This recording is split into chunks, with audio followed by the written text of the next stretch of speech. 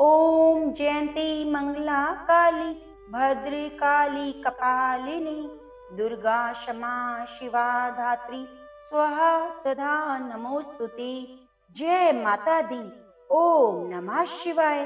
प्रिय भक्तजनों, आप सभी को चैत्र नवरात्रि की ढेर सारी शुभकामनाएं। देवी माँ की कृपा आप सभी भक्तों पर सदा सर्वदा बनी रहे।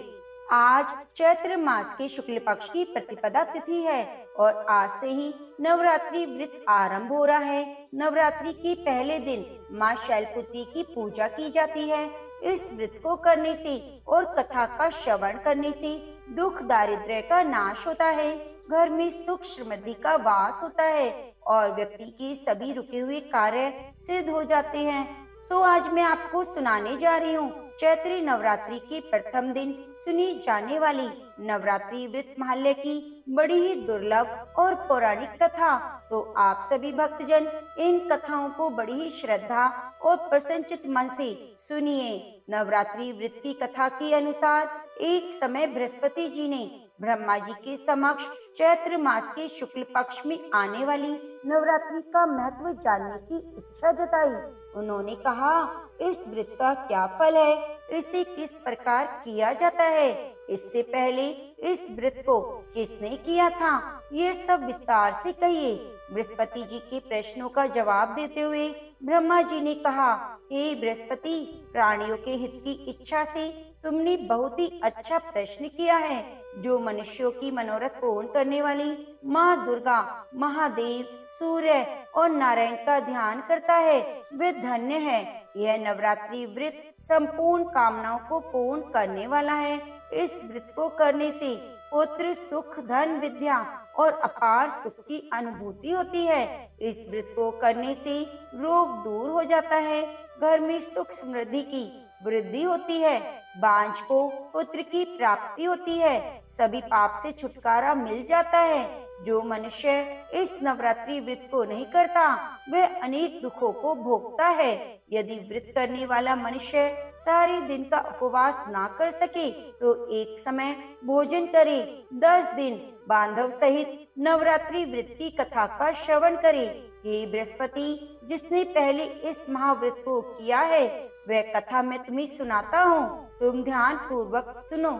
इस प्रकार ब्रह्मा जी का वचन सुनकर बृहस्पति जी बोले, हे ब्राह्मण, मनुष्यों का कल्याण करने वाले इस व्रत के इतिहास को मेरे लिए कहो, मैं सावधान होकर सुन रहा हूँ। आपकी शरण में आए हुए मुझ पर कृपा करो। तब ब्रह्मा जी बोले, प्राचीन काल में मनोहर नगर पीठ नाम का एक अनाथ ब्राह्मण रहता था। वह भगवती दुर्गा का भक्त था। उसकी संपूर्ण सद्गुणों से युक्त सुमति नाम की एक अत्यंत सुंदरी कन्या उत्पन्न हुई।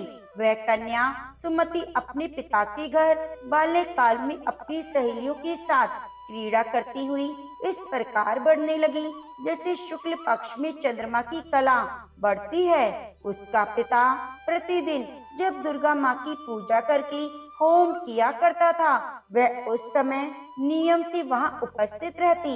एक दिन सुमति अपनी सखियों के साथ खेल में लग गई और भगवती के पूजन में उपस्थित नहीं हुई। उसके पिता को पुत्री की ऐसी असावधानी देखकर क्रोध आया।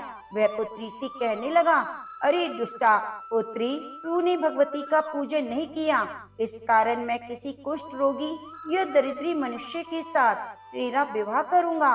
पिता का ऐसा वचन सुनकर सुमति को बड़ा दुख हुआ और पिताजी से कहने लगी, हे पिताजी, मैं आपकी कन्या हूँ और सब तरह से आपकी अधीन हूँ। जैसी आपकी इच्छा हो वैसा ही करो। मेरा तो अटल विश्वास है, जो जैसा कर्म करता है उसको कर्मों के अनुसार वैसा ही फल प्राप्त होता है, क्योंकि कर्म करना मनुष्य की अधीन है, पर फल देना ईश्वर की अधीन है। जैसे अग्नि में पड़ने वाले तृण आदि उसको अधिक प्रदीप्त कर देते हैं, इसी प्रकार कन्या की निर्भयता से कहे हुए वचन सुनकर उस ब्राह्मण ने क्रोधित होकर अपनी कन्या का विवाह एक कुष्ठ के साथ कर दिया और अत्यंत क्रोधित होकर पुत्री से कहने लगा, हे पुत्री, अपने कर्म का फल भोगो। देखी भाग्य के भरोसे रहकर क्या करती हो? पिता की ऐसी कटु वचनों को सुनकर सुमति मन में विचार करने लगी। अहो, मेरा बड़ा दुर्भाग्य है जिससे मुझे ऐसा पति मिला। इस तरह अपने दुख का विचार करती हुई वह कन्या अपने पति के साथ वन में चली गई और डरावने कुशायुक्त उस निर्जन वन में उन्होंने वह रात बड़े कष्ट से व्यतीत की। उस गरीब बालिका की ऐसी दशा देखकर देवी भगवती ने पूर्व पुण्य के प्रभाव से प्रकट होकर सुमति से कहा, हे दीन ब्राह्मणी, मैं तुमसे प्रसन्न हूँ। तुम जो चाहो वो वरदान मांग सकती हो। भगवती दुर्गा का वचन सुनकर ब्राह्मणी ने कहा, आप कौन हैं? वह सब मुझसे कहो। तो ब्राह्मणी का ऐसा वचन सुनकर देवी ने कहा, मैं आदि शक्ति भगवती हूँ और मैं ही ब्रह्म विद्या और सरस्वती हूँ। प्रसन्न होने पर मैं प्राणियों का दुख दूर करके उन्हें सुख प्रदान करती हूँ। हे ब्राह्मणी, मैं तुझ पर तेरे पूर्व जन्म के पुण्य के प्रभाव से प्रसन्न हूँ। तुम्हारे पूर्व जन्म का वृतांत सुनाती हूँ, उसे ध्यान पूर्वक सुनो। पूर्व जन्म में निषाद भील की स्त्री थी और अति पतिव्रता थी। एक दिन तेरे पति निषाद ने चोरी की। चोरी करने के कारण तुम दोनों को सिपाहियों ने पकड़ लिया और ले जाकर जेल खाने में कैद कर दिया। उन लोगों ने तुझको और तेरे पति को भोजन तक नहीं दिया। इस प्रकार नवरात्रि के दिनों में तुमने ना तो कुछ खाया और ना ही पिया। इस प्रकार 9 दिन तक नवरात्रि का व्रत हो गया। ब्राह्मणी, उन दिनों में जो व्रत हुआ उसके प्रभाव से प्रसन्न होकर मैं तुझे मनवांछित वर देती हूँ। तुम्हारी जो इच्छा हो सो मांगो। इस प्रकार दुर्गा के वचन सुनकर ब्राह्मणी बोली, अगर आप मुझ पर प्रसन्न हैं तो हे माँ, हे दुर्गे, मैं आपको प्रणाम करती हूँ। कृपया करके मेरे पति का कोढ़ दूर करो। तब देवी ने कहा, उन दिनों तुमने जो व्रत किया उस व्रत का एक दिन का पुण्य पति का कोढ़ दूर करने के लिए अर्पण करो। उस पुण्य के प्रभाव से तेरा पति कोढ़ से मुक्त हो जाएगा। ब्रह्मा जी बोले। इस प्रकार देवी का वचन सुनकर वह ब्राह्मणी बहुत प्रसन्न हुई और पति को निरोग करने की इच्छा से जब उसने तथास्तु कहा, तब उसके पति का शरीर भगवती दुर्गा की कृपा से कुष्ठ रोग से रहित होकर अति कांतिवान हो गया। वह ब्राह्मणी पति की मनोहर देह को देखकर देवी की स्तुति करने लगी। हे माँ, हे दुर्गा, आप दुर्गति को दूर करने वाली, तीनों लोकों का संताप हरने वाली, सभी दुखों को दूर करने वाली, रोगी मनुष्यों को निरोग करने वाली, प्रसन्न हो, मनवांछित वर देने वाली और दुष्टों का नाश करने वाली जगत की माता हो। अम्बे, मुझ निरपराध अबला को मेरे पिता ने कुष्ठी मनुष्य से विवाह करके घर से निकाल दिया। पिता से तिरस्कृत निर्जन वन में विचर रही हूँ। आपने मेरा इस विपदा से उद्धार किया है। हे देवी, आपको प्रणाम करती हूँ, मेरी रक्षा करो। ब्रह्मा जी बोले, हे बृहस्पति, उस ब्राह्मणी की ऐसी स्तुति सुनकर देवी बहुत प्रसन्न हुई और ब्राह्मणी से कहा, हे ब्राह्मणी, तेरे उदाल नामक अति बुद्धिमान, धनवान, कीर्तिवान, जितेंद्रिय पुत्र शीघ्र उत्पन्न होगा। ऐसा वरदान देकर देवी ने ब्राह्मणी से फिर कहा, हे ब्राह्मणी, और जो कुछ तेरी इच्छा हो वह मांग लो।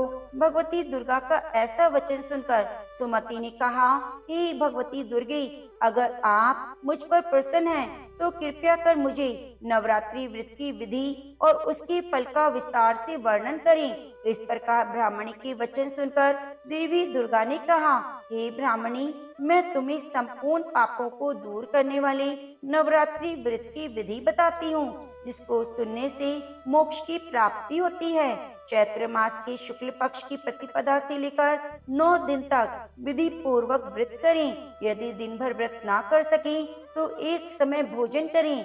विद्वान ब्राह्मणों से पूछकर घट स्थापना करें।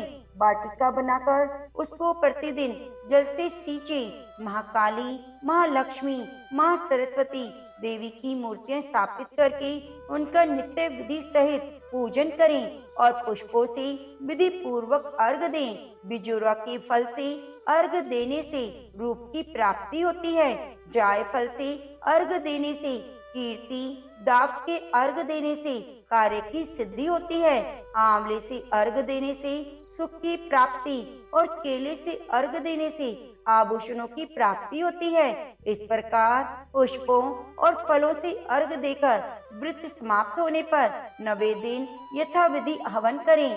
खांड, घी, गेहूं, शहद, जो तिल, बेल, नारियल, दाख और कदम आदि से हवन करें। गेहूं से हवन करने से लक्ष्मी की प्राप्ति होती है। खीर और चंपा के पुष्पों से धन की और बेल के पत्तों से तेज और सुख की प्राप्ति होती है। आंवले से कीर्ति और केले से पुत्र की, कमल से राज सम्मान की, दाखों से संपदा की प्राप्ति होती है। खांड, घी, नारियल, शहद, जौ, तिल, फलों से होम करने से मनवांछित वस्तु की प्राप्ति होती है। व्रत करने वाले मनुष्य इस विधि विधान से होम कर आचार्य को अत्यंत नम्रता के साथ प्रणाम करें और यज्ञ की सिद्धि के लिए दक्षिणा दें। इस प्रकार बताई हुई विधि के अनुसार जो व्यक्ति व्रत करता है उसके सभी मनोरथ सिद्ध होते हैं। इसमें तनिक भी संदेह नहीं। इन 9 दिनों में जो कुछ दान दिया जाता है उसका करोड़ों गुना फल मिलता है। इस नवरात्रि व्रत को करने से अश्वमेध यज्ञ का फल मिलता है। हे ब्राह्मणी, इन संपूर्ण कामनाओं को पूर्ण करने वाले उत्तम व्रत को तीर्थ, मंदिर या घर में विधि के अनुसार करें। ब्रह्मा जी कहते हैं, हे बृहस्पति, इस प्रकार ब्राह्मणी को व्रत की विधि और फल बतलाकर देवी अंतर ध्यान हो गई। जो मनुष्य या स्त्री इस व्रत को विधि पूर्वक करता है वह इस लोक में सुख प्राप्त कर अंत में दुर्लभ मोक्ष को प्राप्त होता है। हे बृहस्पति, यह इस दुर्लभ व्रत का महात्म्य है जो मैंने तुम्हें बताया है। यह सुनकर बृहस्पति जी आनंद से प्रफुल्लित होकर ब्रह्मा जी से कहने लगे, हे ब्राह्मण, आपने मुझ पर अति कृपा की जो मुझे नवरात्रि व्रत का महात्म्य सुनाया। ब्रह्मा जी बोले, हे बृहस्पति, यह देवी भगवती शक्ति संपूर्ण लोकों का पालन करने वाली है। इस महादेवी के प्रभाव को कौन जान सकता है? प्रेम से बोलो, देवी भगवती की जय। ओम नमः शिवाय। प्रिय भक्तजनों, आज नवरात्रि का प्रथम दिन है, तो आज हम श्रवण करेंगे माता दुर्गा के प्रथम रूप माँ शैलपुत्री की कथा। माँ दुर्गे अपने पहले स्वरूप में शैलपुत्री के नाम से पूजी जाती है। पर्वतराज हिमालय की पुत्री होने के कारण इनका नाम शैलपुत्री पड़ा। अपने पूर्व जन्म में यह प्रजापति दक्ष की कन्या के रूप में उत्पन्न हुई, तब इनका नाम सती था। इनका विवाह भगवान शंकर से हुआ। एक बार प्रजापति दक्ष ने बहुत बड़ा यज्ञ किया जिसमें उन्होंने सभी देवताओं को अपना यज्ञ भाग प्राप्त करने के लिए निमंत्रण दिया, किंतु शिव जी को उन्होंने इस यज्ञ में आमंत्रित नहीं किया। देवी सती ने जब सुना कि हमारे पिता एक अत्यंत विशाल यज्ञ का अनुष्ठान कर रहे हैं, तब वहां जाने के लिए उनका मन व्याकुल हो उठा। अपनी यह इच्छा उन्होंने भगवान शिव को बताई, तो भगवान शिव ने कहा, हे प्रिय पार्वती, प्रजापति दक्ष किसी कारणवश हमसे रुष्ट हैं। अपने यज्ञ में उन्होंने सभी देवताओं को निमंत्रण दिया है, किंतु हमें जानबूझकर नहीं बुलाया। ऐसी स्थिति में तुम्हारा वहां जाना किसी प्रकार से भी शयकर नहीं होगा। शंकर जी के इस उपदेश से सती को कोई बोध नहीं हुआ और पिता का यज्ञ देखने, माता बहनों से मिलने की इच्छा, इतनी व्याग्रता किसी भी प्रकार कम नहीं हुई। उनका प्रबल आग्रह देखकर अंततः शंकर जी ने उन्हें वहां जाने की अनुमति दे दी। इस प्रकार माता सती पिता के घर पहुंच गई और पिता के घर पहुंचकर देखा कि कोई भी उनसे आदर और प्रेम से बातचीत नहीं कर रहा। केवल उनकी माता ने ही उन्हें स्नेह से गले लगाया। परिजनों के इस व्यवहार से देवी सती को बहुत दुख हुआ। उन्होंने यह देखा कि यह भगवान शिव के प्रति तिरस्कार का भाव भरा हुआ है। दक्ष ने उनके प्रति कुछ कुछ अपमानजनक शब्द भी कहे। यह सब देखकर माता सती का हृदय ग्लानि और क्रोध से संतप्त हो उठा। उन्होंने सोचा कि भगवान शंकर की बात ना मानकर यहाँ आकर मैंने बहुत बड़ी भूल की है। वह अपने पति भगवान शिव के इस अपमान को सहन नहीं कर सकी। उन्होंने अपने इस रूप को तत्काल वही योग अग्नि द्वारा जलाकर भस्म कर दिया। वज्रपात की समान इस दारुण दुखद घटना को सुनकर शिव जी क्रोधित हो गए और अपनी गणों को भेजकर दक्ष के उस यज्ञ का पूर्णतः विध्वंस कर दिया। देवी सती ने योग अग्नि द्वारा अपने शरीर को भस्म करके अगले जन्म में शैलराज हिमालय की पुत्री के रूप में जन्म लिया और वे शैलपुत्री के नाम से विख्यात हुई। पार्वती और हेमवती भी उन्हीं के नाम है। प्रिय भक्तजनों, इस जन्म में भी शैलपुत्री देवी का विवाह भगवान शिव से हुआ। कहा जाता है कि नवरात्रि के प्रथम दिन यानी प्रतिपदा को जो भी भक्त शैलपुत्री के दर्शन करता है, उनकी कथाओं को सुनता है, कहता है, उनके सभी वैवाहिक जीवन के कष्ट दूर हो जाते हैं। क्योंकि शैलपुत्री माँ का वाहन वृषभ है, इसलिए उन्हें वृषभरूढ़ा भी कहा जाता है। उनके बाएं हाथ में कमल, दाएं हाथ में त्रिशूल है। प्रिय भक्तजनों, प्रेम से बोलिए जय माँ शैलपुत्री, नमः पार्वती पते, हर हर महादेव। अब आइए सुनते हैं माँ वैष्णो देवी की कथा। हंसाली नामक गांव में माँ वैष्णो देवी के परम भक्त श्रीधर रहा करते थे। वे निसंतान होने से दुखी रहते थे। एक दिन उन्होंने नवरात्रि पूजन के लिए कुंवारी कन्याओं को बुलवाया। माँ वैष्णो देवी कन्या वेश में उन्हीं के बीच आ बैठी और पूजन के बाद सभी कन्याएं चली गईं, पर वैष्णो देवी वहीं खड़ी रही और श्रीधर से बोली, सबको अपने घर भंडारे का निमंत्रण दे आओ। तो श्रीधर ने उस दिव्य कन्या की बात मान ली और आसपास के गांव में भंडारे का संदेश पहुंचा दिया। वहां से लौटकर आते समय गुरु गोरखनाथ और उनके शिष्य बाबा भैरवनाथ जी के साथ उनके दूसरे शिष्यों को भी भोजन का निमंत्रण दिया। भोजन का निमंत्रण पाकर सभी गांववासी अचंभित थे कि वह कौन सी कन्या है जो इतने सारे लोगों को भोजन करवाना चाह रही है। इसके बाद श्रीधर के घर में अनेक गांववासी आकर भोजन के लिए जमा हो गए। तब कन्या रूपी माँ वैष्णो देवी ने एक विचित्र पात्र से सभी को भोजन परोसना शुरू किया। भोजन परोसने लगी। जब वह कन्या भैरवनाथ के पास पहुंची, तब उसने कहा, मुझे खीर पूरी की जगह मांस चाहिए, मदिरा पान करूंगा। तब कन्या रूपी माँ ने उसे समझाया, ये ब्राह्मण का घर है और यहाँ ब्राह्मण के यहाँ भोजन है, इसमें मांसाहार नहीं किया जाता। किंतु भैरवनाथ जानबूझकर अपनी बात पर अड़ा रहा। जब भैरवनाथ ने उस कन्या को पकड़ना चाहा, तब माँ ने उसके कपट को जान लिया। माँ वायु रूप में बदलकर त्रिकुटा पर्वत की ओर चल पड़ी।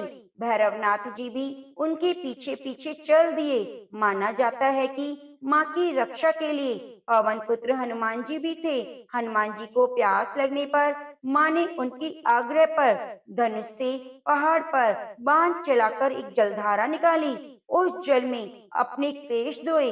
आज यह पवित्र जलधारा बाण गंगा के नाम से जानी जाती है। इसके पवित्र जल को पीने से, स्नान करने से श्रद्धालुओं की सारी थकावट और कष्ट तकलीफ दूर हो जाती है। इस दौरान माता ने एक गुफा में प्रवेश करके 9 माह तक तपस्या की। भैरवनाथ जी भी उनके पीछे वहां तक आ गए। तब एक साधु ने भैरवनाथ से कहा कि तू जिसे एक कन्या समझ रहा है, वे आदि शक्ति जगदम्बा है, इसलिए उस महाशक्ति का पीछा छोड़ दे। भैरवनाथ ने साधु की बात नहीं मानी। तब माता गुफा की दूसरी ओर से मार्ग बनाकर बाहर निकल गई। यह गुफा आज भी अर्धकुमारी, आदि कुमारी, गर्भजून के नाम से प्रसिद्ध है।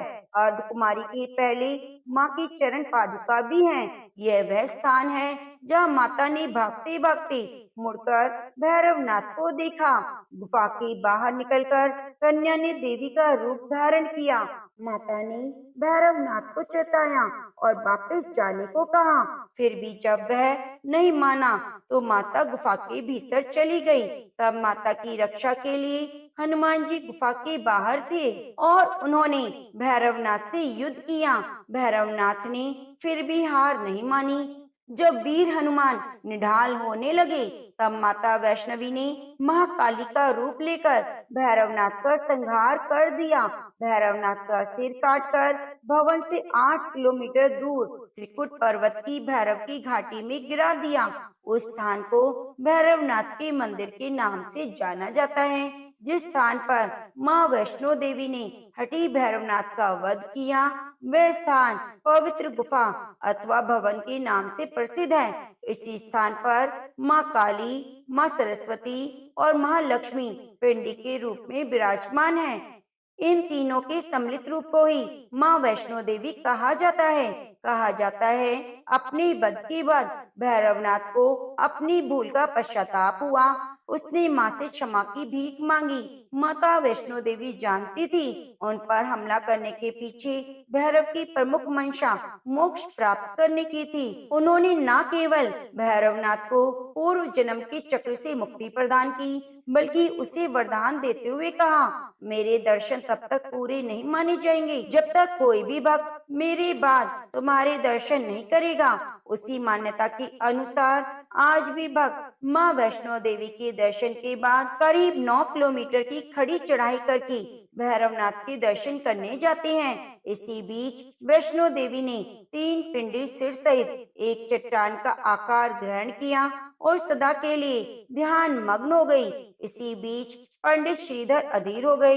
वे त्रिकुटा पर्वत की ओर उसी रास्ते आगे बढ़े जो उन्होंने सपने में देखा था। अंततः वे गुफा के द्वार पर पहुंचे। उन्होंने कई विधियों से पिंडियों की पूजा की दिनचर्या बना ली और देवी उनकी पूजा से प्रसन्न हुई। वे उनके सामने प्रकट हुई, उन्हें आशीर्वाद दिया। तब से श्रीधर और उनके वंशज देवी माँ वैष्णो देवी की पूजा करते आ रहे हैं और माता वैष्णो देवी अपने भक्तों का कल्याण निरंतर करती रहती है। हिंदू पौराणिक मान्यताओं में जगत में धर्म की हानि होने और अधर्म की शक्तियों के बढ़ने पर आदि शक्ति के सत्य, रज और तम तीनों रूप माँ सरस्वती, माँ काली, माँ दुर्गा ने अपने सामूहिक बल से धर्म की रक्षा के लिए एक कन्या प्रकट की। यह त्रेता युग में भारत के दक्षिणी समुद्र तट रामेश्वरम में पंडित रत्नाकर की पुत्री के रूप में अवतरित हुई। कई साल से संतानहीन रत्नाकर ने बच्ची को त्रिकुटा नाम दिया, परंतु भगवान विष्णु के अंश रूप में प्रकट होने के कारण वैष्णवी नाम से प्रकट हुई, वैष्णवी नाम से विख्यात हुई। लगभग 9 वर्ष की होने पर उस कन्या ने जब यह मालूम किया कि भगवान विष्णु ने इस भूलोक में भगवान श्री राम के रूप में अवतार लिया है, तब वह भगवान श्री राम को पति मानकर उनको पाने के लिए कठोर तप करने लगी। जब श्री राम जी सीता हरण के बाद सीता की खोज करते हुए रामेश्वरम पहुँचे, तब समुद्र तट पर ध्यान मग्न कन्या को देखा। उस कन्या ने भगवान श्री राम जी से पत्नी के रूप में स्वीकार करने को कहा। भगवान राम ने उस कन्या से कहा, उन्होंने इस जन्म में सीता से विवाह कर एक पतिव्रत धर्म का प्रण लिया है, किंतु कलयुग में मैं कल की अवतार लूंगा और तुम्हें पत्नी रूप में स्वीकार करूंगा। उस समय तुम हिमालय स्थित त्रिकुट पर्वत की श्रेणी में जाकर तप करो और भक्तों के कष्ट और दुखों का नाश कर जगत का कल्याण करती रहो। प्रिय भक्तजनों, जब श्री राम जी ने रावण के विरुद्ध विजय प्राप्त की, तब माँ ने नवरात्रि मनाने का निर्णय किया। इसलिए उक्त संदर्भ में लोग नवरात्रि की 9 दिनों की अवधि में रामायण का पाठ करते हैं। श्री रामचंद्र जी ने वचन दिया था कि सभी संसार द्वारा माँ वैष्णवी की स्तुति की जाएगी। त्रिकुटा वैष्णो देवी के रूप में प्रसिद्ध होगी और सदा के लिए अमर हो जाएगी। तो प्रेम से बोलिए, जय माँ भवानी, जय शिव शंभु, हरे कृष्णा। प्रिय भक्तजनों, उम्मीद करती हूँ आज की कथा आपको बहुत पसंद आई होगी। अगर आपको कथा पसंद आई है तो आप कृपया वीडियो को लाइक कीजिए और कमेंट बॉक्स में जय माता दी जरूर लिखिए। माता रानी आपका जीवन सदैव आनंदमय और खुशियों से परिपूर्ण करे। ओम नमः शिवाय। प्रिय भक्तजनों, अब आइए रसपान करते हैं दुर्गा सप्तशती के अध्याय का। आज हम रसपान करेंगे प्रथम और द्वितीय अध्याय। इसके बाद सुनेंगे सिद्धि कुंज का स्तोत्र। मेधा ऋषि का राजा सूरत और समाधि को भगवती की महिमा बताते हुए मधु कैटव वध का प्रसंग सुनाना। प्रथम चरित्र के ब्रह्मा ऋषि, महाकाली देवता, गायत्री छंद, नंदा शक्ति, रक्त दंतिका बीज, अग्नि तत्व और ऋग्वेद स्वरूप हैं। श्री महाकाली देवता की प्रसन्नता के लिए प्रथम चरित्र के जप में विनियोग किया जाता है। भगवान विष्णु के सो जाने पर मधु और कैटव को मारने के लिए कमल जन्मा ब्रह्मा जी ने जिनका स्तवन किया था, उन महाकाली देवी का मैं सेवन करता हूँ। वे अपने 10 हाथों में खड़ग, चक्र, गदा, बाण, धनुष, परिध, शूल, भुसुंडी, मस्तक और शंख धारण करती हैं। उनके 3 नेत्र हैं। वे समस्त अंगों में दिव्य आभूषणों से विभूषित हैं। उनके शरीर की कांति नीलमणि के समान है और वे 10 मुख और 10 पैरों से युक्त है। मार्कंडे जी बोले, सूर्य के पुत्र सावर्णी जो 8वें मनु कहे जाते हैं, उनकी उत्पत्ति की कथा विस्तार से कहता हूँ, सुनो। सूर्य कुमार महाभाग सावर्णी भगवती महामाया की अनुग्रह से जिस प्रकार मनमंत्र के स्वामी हुए, वही प्रसंग सुनाता हूँ। पूर्व काल की बात है। स्वरोचित मनमंत्र में सूरत नाम के एक राजा थे जो चैत्र वंश में उत्पन्न हुए थे। उनका समस्त भूमंडल पर अधिकार था। वे प्रजा का अपने और पुत्रों की भांति धर्म पूर्वक पालन करते थे। तो भी उस समय कोला विध्वंसी नाम के क्षत्रिय उनके शत्रु हो गए। राजा सूरत की रणनीति बड़ी प्रबल थी। उनका शत्रुओं के साथ संग्राम हुआ। यद्यपि कोला विध्वंसी संख्या में कम थे, तो भी राजा सूरत युद्ध में उनसे परास्त हो गए। तब वे युद्ध भूमि से अपने नगर को लौट आए और केवल अपने देश के राजा होकर रहने लगे। किंतु वहाँ भी उन प्रबल शत्रुओं ने उस समय महाभाग राजा सूरत पर आक्रमण कर दिया। राजा का बल क्षीण हो चला, इसलिए उनके दुष्ट बलवान और दुरात्मा मंत्रियों ने वहाँ उनकी राजधानी में राजकीय सेना और खजाने को हथिया लिया। सूरत का प्रभुत्व नष्ट हो चुका था, इसलिए वे शिकार खेलने के बहाने घोड़े पर सवार हो वहाँ से अकेले ही एक घने जंगल में चले गए। वहाँ उन्होंने विप्रवर मेधा मुनि का आश्रम देखा, जहाँ कितने हिंसक जीव परम शांत भाव से रहते थे। मुनि के बहुत से शिष्य उस वन की शोभा बढ़ाते थे। वहाँ जाने पर मुनि ने उनका सत्कार किया। वे मुनि श्रेष्ठ के आश्रम पर इधर उधर विचरते हुए कुछ काल तक रहे। फिर ममता से आकृष्ट होकर वहाँ इस प्रकार चिंता करने लगी, पूर्व काल में मेरे पूर्वजों ने जिनका पालन किया था, वही नगर आज मुझसे रहित है। पता नहीं मेरे दुराचारी भृत्यगण उसकी धर्म पूर्वक रक्षा करते हैं या नहीं। जो सदा मद की वर्षा करने वाले और शूरवीर थे, वे प्रधान मेरा हाथी अब शत्रुओं की अधीन होकर न जाने किन भोगों को भोगता होगा। जो लोग मेरी कृपा धन भोजन पाने के लिए सदा मेरे पीछे पीछे चलते थे, वे निश्चय ही अब दूसरे राजाओं का अनुसरण करते होंगे। उन अपव्ययी लोगों के द्वारा खर्च होते रहने के कारण अत्यंत कष्ट से जमा हुआ मेरा धन खाली हो जाएगा। ये और भी कई बातें राजा सूरत निरंतर सोचते रहते थे। एक दिन उन्होंने वहाँ विप्रवर मेधा के आश्रम के निकट एक वैश्य को देखा। उससे पूछा, भाई तुम कौन हो? यहाँ तुम्हारे आने का क्या कारण है? तुम क्यों शोकग्रस्त और अनमने दिखाई देते हो? राजा सूरत ये प्रेम पूर्वक कहा हुआ वचन सुनकर वैश्य ने विनीत भाव से उन्हें प्रणाम करके कहा। वैश्य बोला, राजन, मैं धनियों में कुल में श्रेष्ठ उत्पन्न एक वैश्य हूँ। मेरा नाम समाधि है। मेरे दुष्ट स्त्री पुत्रों ने धन के लोभ से मुझे घर से बाहर निकाल दिया। मैं इस समय धन स्त्री पुत्रों से वंचित हूँ। मेरे विश्वसनीय बंधुओं ने मेरा ही धन लेकर मुझे दूर कर दिया है, इसलिए दुखी होकर मैं वन में चला आया हूँ। यहाँ रहकर मैं इस बात को नहीं जानता कि मेरे पुत्रों की, स्त्री की और स्वजनों की कुशल है या नहीं। इस समय घर में वे कुशल हैं या नहीं, उन्हें कोई कष्ट तो नहीं। वे मेरे पुत्र कैसे हैं? क्या वे सदाचारी हैं या दुराचारी हो गए हैं? राजा ने पूछा, जिन लोभी स्त्री पुत्र आदि ने धन के कारण तुम्हें घर से निकाल दिया, उनके प्रति तुम्हारे मन में इतना स्नेह का बंधन क्यों है? वैश्य बोला, आप मेरे विषय में जैसी बात कहते हैं वह सब ठीक है, किंतु क्या करूं, मेरा मन निष्ठुरता नहीं धारण करता। जिन्होंने धन के लोभ में पड़कर पिता के प्रति स्नेह, पति के प्रति प्रेम और आत्मीय जन के प्रति अनुराग को तिलांजलि दे मुझे घर से निकाल दिया, उन्हीं के प्रति मेरे हृदय में इतना स्नेह है। महामते, गुणहीन बंधुओं के प्रति भी जो मेरा चित्त इस प्रकार प्रेम मग्न हो रहा है, ये क्या है? इस बात को मैं जानकर भी नहीं जान पाता। उनके लिए मैं लंबी सांसें ले रहा हूँ और मेरा हृदय अत्यंत दुखी हो रहा है। उन लोगों में प्रेम का सर्वथा अभाव है, तो भी उनके प्रति जो मेरा मन निष्ठुर नहीं हो पाता, इसके लिए क्या करूं? मार्कंडेय जी कहते हैं, ब्राह्मण तदंतर राजाओं में श्रेष्ठ सुरत और वह समाधि नामक वैश्य दोनों साथ साथ मेधा मुनि की सेवा में उपस्थित हुए। उनके साथ यथा योग्य न्यायानुकूल विनय पूर्वक बर्ताव करते बैठे। उसके बाद वैश्य और राजा ने कुछ वार्तालाप आरंभ किया। राजा ने कहा, भगवान, मैं आपसे एक बात पूछना चाहता हूँ, उसे बताएं। मेरा चित्त अपने अधीन न होने के कारण वह बात मेरे मन को बहुत दुख देती है। जो राज्य मेरे हाथ से चला गया है, उसमें और उसके संपूर्ण अंगों में मेरी ममता बनी हुई है। मुनि श्रेष्ठ, ये जानते हुए भी कि वह अब मेरा नहीं है, अज्ञानी की भांति मुझे उसके लिए दुख होता है।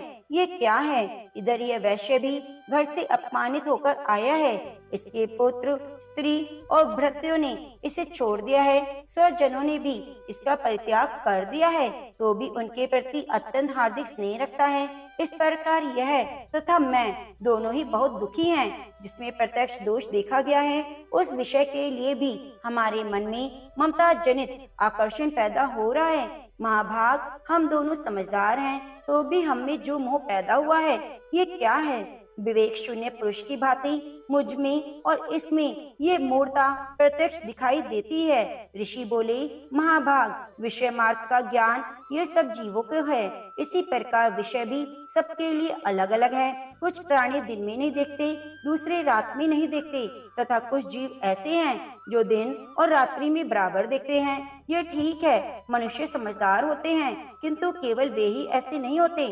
पशु पक्षी मृग आदि सभी प्राणी समझदार होते हैं। मनुष्य की समझ भी वैसी होती है जैसी उन मृगी और पक्षियों की होती है, और जैसी मनुष्यों की होती है वैसी उन मृग पक्षी आदि की होती है।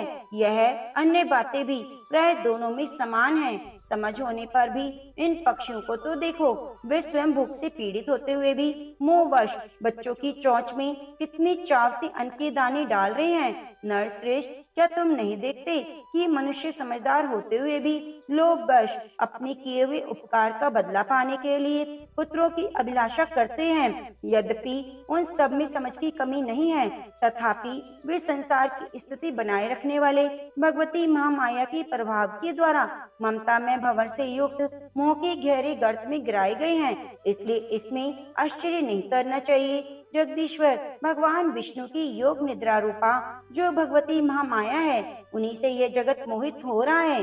वे भगवती महामाया देवी ज्ञानियों के भी चित्त को बलपूर्वक खींचकर मोह में डाल देती है।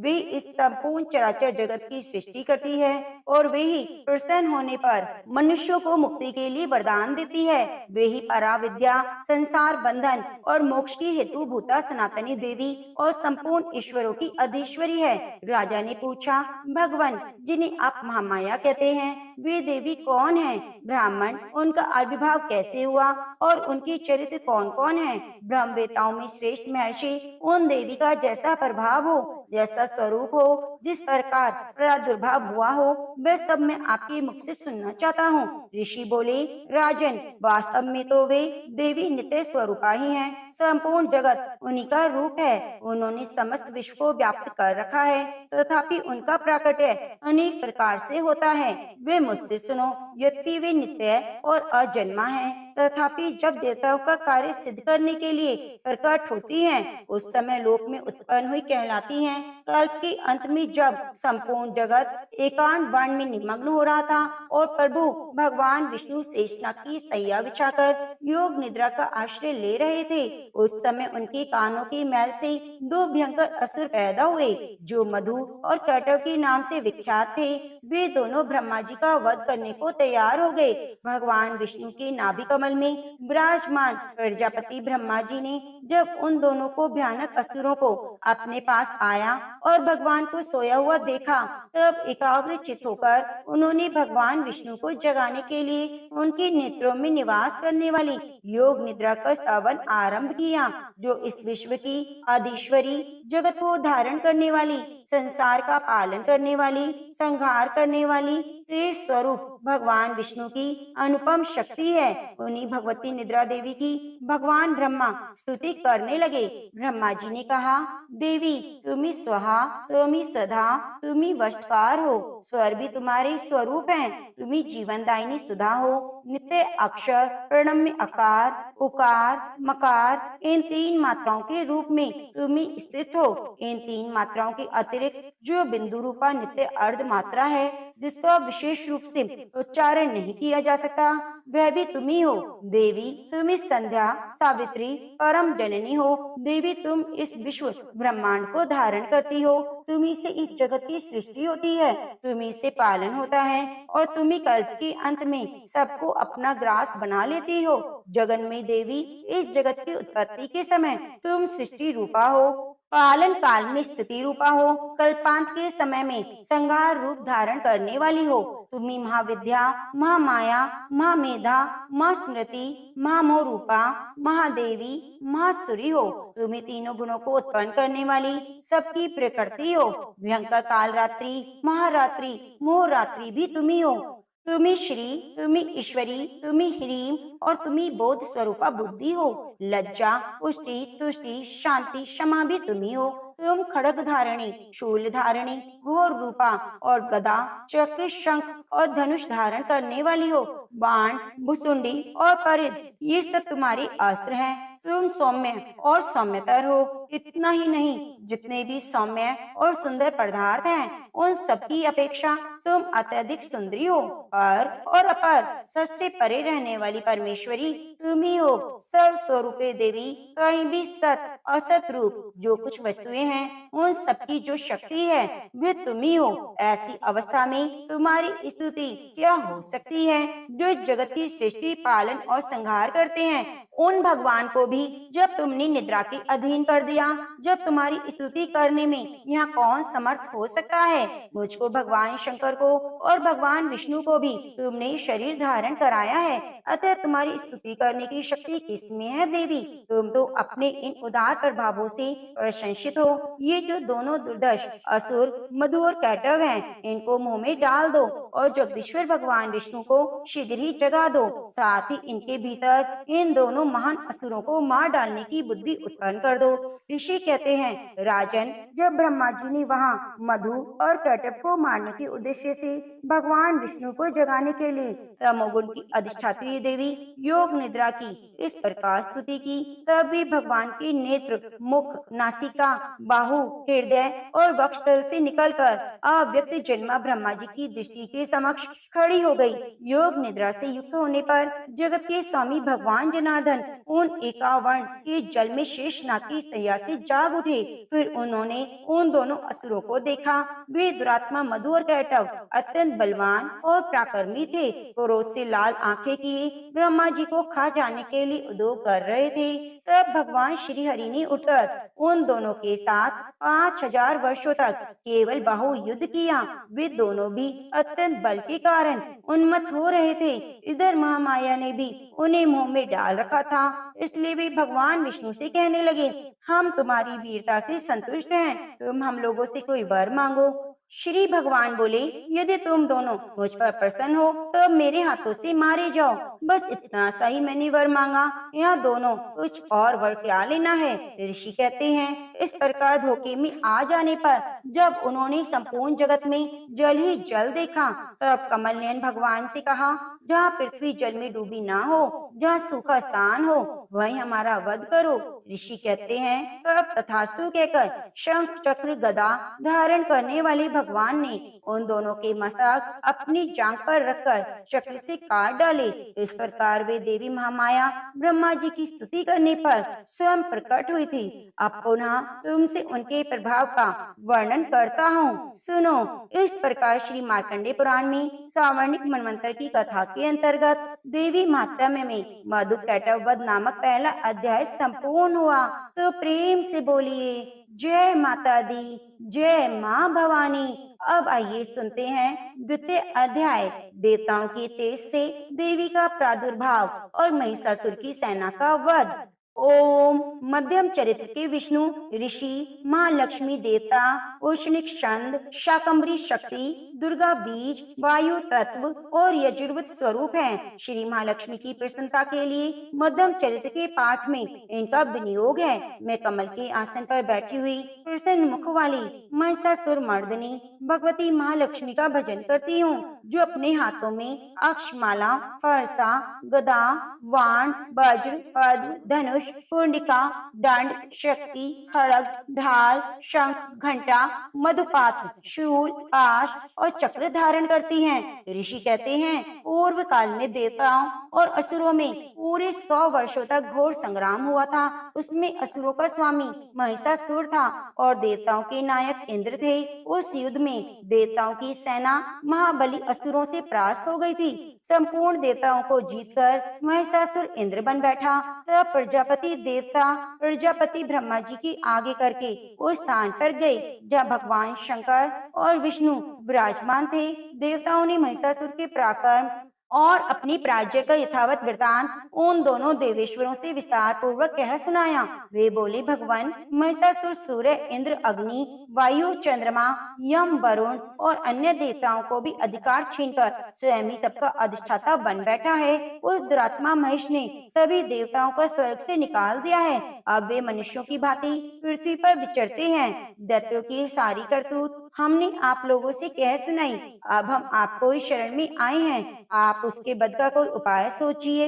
इस प्रकार देवताओं के वचन सुनकर भगवान विष्णु और शिव ने दैत्यों पर बड़ा क्रोध किया। उनकी भौहें तन गई, मुंह टेढ़ा हो गया। तब अत्यंत कोप में भरे हुए चक्रपाणी श्री विष्णु के मुख से एक महान तेज प्रकट हुआ।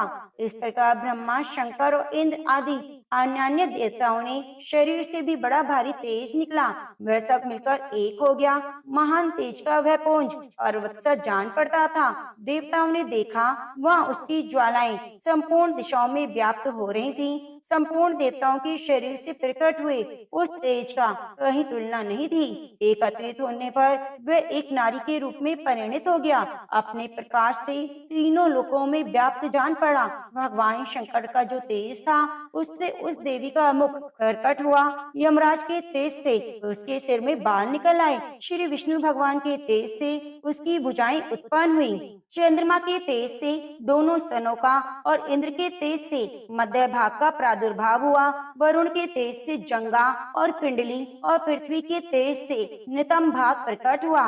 ब्रह्मा के तेज से दोनों चरण और सूर्य के तेज से उसकी अंगुलियां हुई। वसुओं के तेज से हाथों की अंगुलियां और कुबेर के तेज से नासिका प्रकट हुई। उस देवी के दांत प्रजापति के तेज से और तीनों नेत्र अग्नि के तेज से प्रकट हुए थे।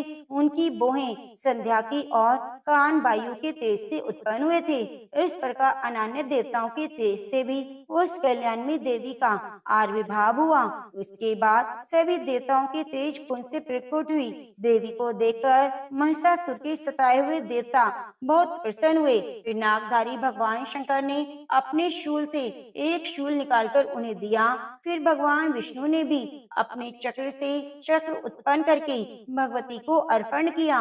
वरुण ने भी शंख भेंट किया। अग्नि ने उन्हें शक्ति दी। वायु वायु ने धनुष और बाण से भरे हुए 2 तरकश प्रदान किए। सहस्त्र नेत्रों वाले देवराज इंद्र ने अपने वज्र से वज्र उत्पन्न करके दिया। ऐरावत हाथी से उतार कर 1 घंटा भी प्रदान किया। यमराज ने काल दंड से दंड, वरुण ने पास, प्रजापति ने स्फटिक की काक्ष की माला, ब्रह्मा जी ने कमंडलू भेंट किया। सूर्य ने देवी के समस्त रोमकूपों में अपनी किरणों का तेज भर दिया। काल ने उन्हें चमकती हुई ढाल और तलवार दी। क्षीर समुद्र में उज्जवल हार और कभी जीर्ण न होने वाले 2 दिव्य वस्त्र भेंट किए। साथ ही उन्होंने दिव्य चूड़ामणि, 2 कुंडल, कड़े, उज्जवल अर्धचंद्र, सब बाहुओं के लिए केयूर, दोनों चरणों के लिए निर्मल नुपुर, गले की सुंदर हंसली और सब अंगुलियों में पहनने के लिए रत्नों की बनी हुई अंगूठियां भी दी। विश्वकर्मा ने उन्हें अत्यंत निर्मल फरसा भेंट किया। साथ ही अनेक प्रकार के अस्त्र अभेद्य कवच दिए। इनके सिवा मस्तक और वक्षस्थल पर धारण करने के लिए कभी न कुमलाने वाले कमलों की मालाएं भी दी। जल्दी ने उन्हें सुंदर कमल का फूल भेंट किया। हिमालय ने सवारी के लिए सेंग और भांति भांति के रत्न समर्पित किए। धनाध्यक्ष कुबेर ने मधु से भरा हुआ पान पात्र दिया। संपूर्ण नागों के राजा शेष ने, जो इस पृथ्वी को धारण करते हैं, उन्हें बहुमूल्य मणियों से विभूषित नागहार भेंट किया। इस प्रकार अन्य देवताओं ने भी आभूषण और अस्त्र शस्त्र देकर देवी का सम्मान किया। उसके बाद उन्होंने बारंबार अट्टहास पूर्वक उच्च स्वर से गर्जना की। उनके भयंकर नाद से संपूर्ण आकाश गूंज उठा। देवी का ये अत्यंत उच्च स्वर से किया हुआ सिंहनाद कहीं समा ना सका।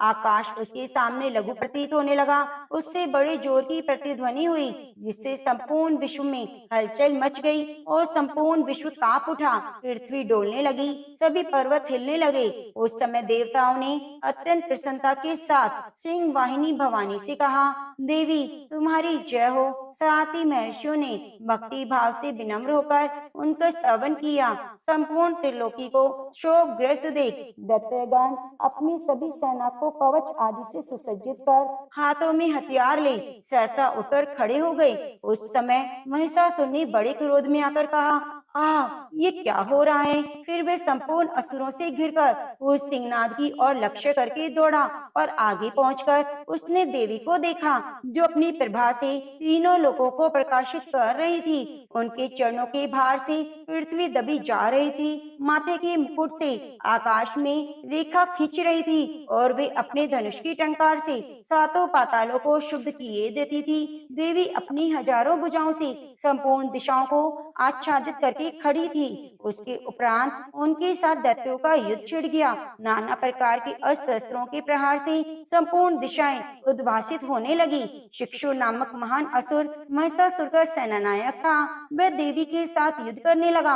अन्य दैत्यों की चतुरंगी सेना साथ लेकर चामर भी लड़ने लगे। 60,000 रथियों ने आकर उद्रग नामक महादैत्य से लोहा लिया। 1 करोड़ रथियों को साथ लेकर महाहनु नामक दैत्य युद्ध करने लगा, जिनके रोए तलवार के समान तीखे थे। वह असिलोमा नामक महादैत्य 5 करोड़ रथी सैनिकों सहित युद्ध में आ डटा। 60 लाख रथियों से घिरा हुआ बाष्कल नामक दैत्य भी उस युद्ध भूमि में लड़ने लगा। परिवारित नामक राक्षस हाथी सवार और घुड़सवारों के अनेकों दल 1 करोड़ रथियों सेना लेकर युद्ध करने लगा। बिडाल नामक दैत्य 5 अरब रथियों से घिरकर लोहा लेने लगा। उसके अतिरिक्त और भी हजारों महादैत्य रथ, हाथी और घोड़ों की सेना साथ लेकर महादेवी के साथ युद्ध करने लगे। स्वयं महिषासुर उस रणभूमि में कोटि कोटि सहस्त्र रथ, हाथी और घोड़ों की सेना से घिरा हुआ था।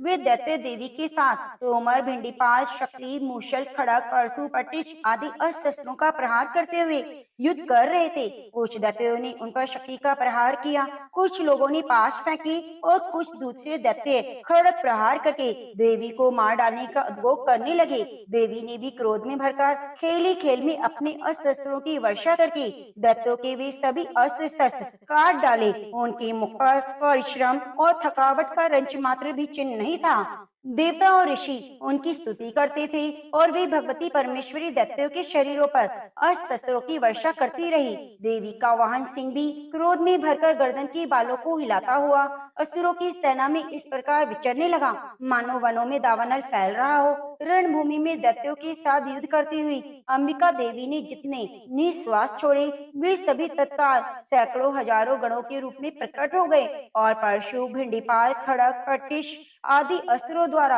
असुरों का सामना करने लगे। देवी की शक्ति से बड़े हुए गण असुरों का नाश करते हुए नगाड़ा और शंख आदि बजाने लगे। उस संग्राम महोत्सव में कितने ही गण मृदंग बजा रहे थे। उसके उपरांत देवी ने त्रिशूल से, गदा से, शक्ति की वर्षा से और खड़ग आदि से सैकड़ों महादैत्यों का संहार कर डाला। कितनों को ही घंटे के भयंकर से नाद से मूर्छित करके मार गिराया। वह तोरे दैत्यों को पास से बांधकर धरती पर घसीटा। कितने ही दैत्य उनकी तीखी तलवार की मार से दो दो टुकड़े हो गए। कितने ही गदा की चोट से घायल हो धरती पर सो गए। कितने ही मुसल की मार से अत्यंत आहत होकर रक्त बमन करने लगे। कुछ दैत्य शूल से छाती फट जाने के कारण पृथ्वी पर ढेर हो गए। उस महासंग्राम में बाण समूहों की वृष्टि से कितने असुरों की कमर टूट गई।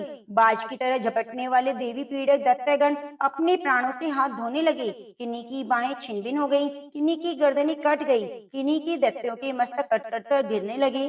कुछ लोगों के शरीर मध्य भाग में विदीर्ण हो गए। इतने ही महादैत्य जांघें कट जाने से पृथ्वी पर गिर पड़े। कितनों को ही देवी ने एक बाह, एक पैर और एक नेत्र वाले करके दो टुकड़ों में चीर डाला। कितने ही दैत्य मस्तक कट जाने के कारण गिर जाते, फिर उठ जाते और केवल धड़ के रूप में ही अच्छे अच्छे हथियार हाथ में लेकर देवी के साथ युद्ध करने लगते। दूसरे कबंध युद्ध की बाजों की लय पर नाचते थे।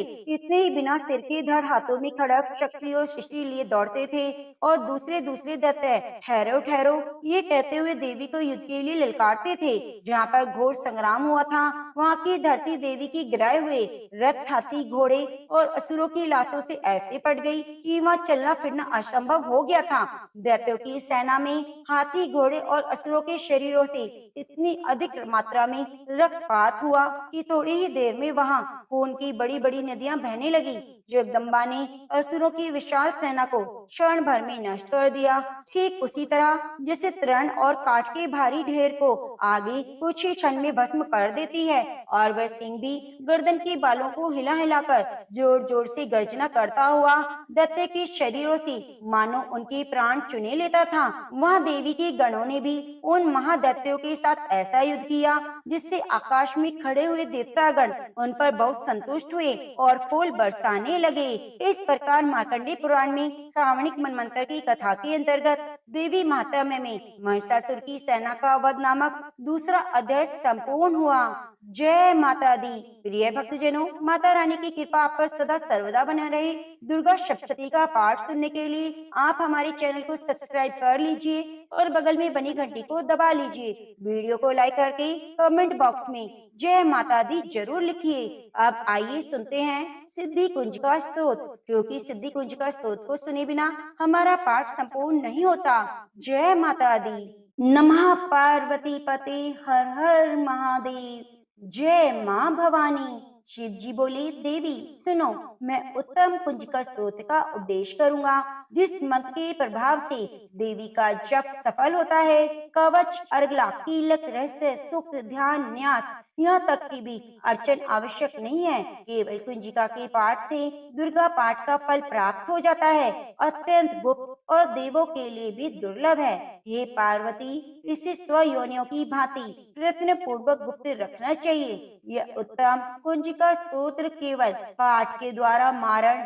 मोहन, वशीकरण, स्तवन, उच्चाटन आदि उद्देश्यों को सिद्ध करता है। मंत्र: ओम ऐं ह्रीं क्लीं चामुंडाय विच्चै। ओम ग्लोम हूं क्लीं जूं सः ज्वालाय ज्वालाय ज्वल ज्वल प्रज्वल प्रज्वल। ऐं ह्रीं क्लीं चामुंडाय विच्चै। ज्वल हम शम लम शम फट स्वाहा। मंत्र में आए बीजों का अर्थ जानना संभव नहीं, आवश्यक भी नहीं और न वांछनीय है। केवल जप ही पर्याप्त है। हे रुद्र स्वरूपनी, तुम्हें नमस्कार है। हे मधु दैत्य को मारने वाली, तुम्हें नमस्कार है। काटव विनाशिनी, नमस्कार है। महिषासुर को मारने वाली देवी, तुम्हें नमस्कार है। शुंभ का हनन करने वाली, निशुंभ को मारने वाली, तुम्हें नमस्कार है। हे महादेवी, मेरे जप को जागृत और सिद्ध करो। एंकार के रूप में सृष्टि स्वरूपनी, ह्रीम के रूप में सृष्टि पालन करने वाली, क्लीम के रूप में काम रूपिणी, बीज रूपनी देवी तुम्हें नमस्कार है। चामुंडा के रूप में चंड विनाशिनी और यकार के रूप में तुम वर देने वाली हो। विचय रूप में तुम नित्य ही अभय देती हो। तुम इस मंत्र को स्वरूप हो। धाम धीम धूम के रूप में धूर जटी शिव की तुम पत्नी हो। बाम भीम बूम के रूप में तुम वाणी की अधीश्वरी हो। क्राम क्रीम क्रूम के रूप में कालिका देवी, शाम शीम शूम के रूप में मेरा कल्याण करो। हुम हुम हुंकार स्वरूपनी, जम जम जम नादिनी, भ्राम भ्रीम भ्रूम के रूप में कल्याणकारिणी भैरवी भवानी तुम्हें बार बार प्रणाम है। अम पम चम टम तम पम यम शम भीम धूम एम भीम हम शम धिजाग्रम धिजाग्रम, इन सबको तोड़ो और दीप्त करो। करो स्वाहा। पाम पीम पोम के रूप में तुम पार्वती पूर्ण हो। खाम खीम खूम के रूप में तुम खिचड़ी अथवा खिचड़ी मुद्रा हो। शाम शीम शूम स्वरूपणी सप्तशती देवी के मंत्र को मेरे लिए सिद्ध करो। ये कुंजिका स्त्रोत मंत्र को जगाने के लिए है, इसे भक्तिहीन पुरुष को नहीं देना चाहिए। हे पार्वती, इसे गुप्त रखो। हे देवी, जो बिना कुंजिका की सप्तशती का पाठ करता है उसे उसी प्रकार सिद्धि नहीं मिलती जिस प्रकार वन में रोना निरर्थक है। इस प्रकार श्री रुद्रमाला के गौरी तंत्र में शिव पार्वती संवाद में सिद्धि कुंजिका स्तोत्र संपूर्ण हुआ। जय माता दी, जय माँ भवानी। प्रिय भक्तजनों, नवरात्रि के पावन अवसर पर दुर्गा सप्तशती का संपूर्ण अध्याय और नित्य प्रति माता रानी की कथाओं को सुनने के लिए हमारे चैनल को सब्सक्राइब कर लीजिए और बगल में बनी घंटी को दबा लीजिए। कृपया वीडियो को लाइक करके कमेंट बॉक्स में एक बार जरूर बताइए कि आप हमारे चैनल पर कथाओं को सुन रहे हैं। जय माता दी।